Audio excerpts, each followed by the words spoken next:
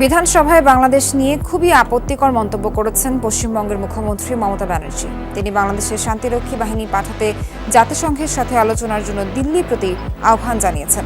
সোমবার বিধানসভায় দেয়া ভাষণে মমতা বাংলাদেশের সংখ্যালঘু নির্যাতনের অভিযোগ তোলেন। বলেন, এই ইস্যুতে এখনও কার্যকর কোনো ব্যবস্থা নেয়নি মোদী প্রশাসন। সোমবার বিধানসভার শীতকালীন অধিবেশনে ছিল প্রশ্নোত্তর পর্ব। সেখানে বিধানসভার সদস্যদের বিভিন্ন প্রশ্নের জবাব দেন মুখ্যমন্ত্রী মমতা ব্যানার্জি। অধিবেশনের শুরু থেকেই বাংলাদেশ ইস্যুতে তৃণমূল প্রধানের অবস্থান তুলে ধরার দাবি ওঠে বিরোধী দল বিজেপির তরফ থেকে। তারই প্রেক্ষিতে মমতা অভিযোগ করেন, বাংলাদেশে চলছে ধর্মের ভিত্তিতে সহিংসতা। এই ইস্যুতে বিজেপি সরকার কার্যকর ব্যবস্থা নিচ্ছে না বলেও কেন্দ্রের প্রতি ক্ষোভ ঝাড়েন তিনি।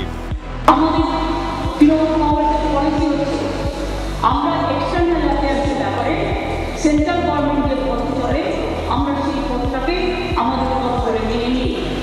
কিন্তু গত 10 দিন ধরে আমি দেখছি government of India is totally কিকমম, একদম করে আছে।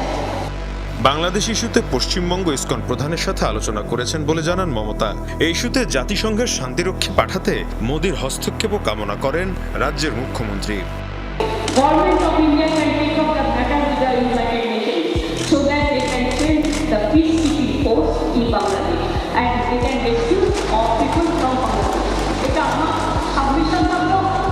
বাংলাদেশ ইস্যুকে কেন্দ্র করে কেন্দ্রীয় সরকারের সাথে পশ্চিমবঙ্গ সরকারের বিবাদ অবশ্য পুরনো। এর আগে তিস্তা চুক্তি নিয়ে একাধিকবার ঢাকার সাথে দিল্লির সমঝোতার উদ্যোগ নেওয়া হলেও তা ভেস্তে যায় মমতা সরকারের আপত্তির কারণে।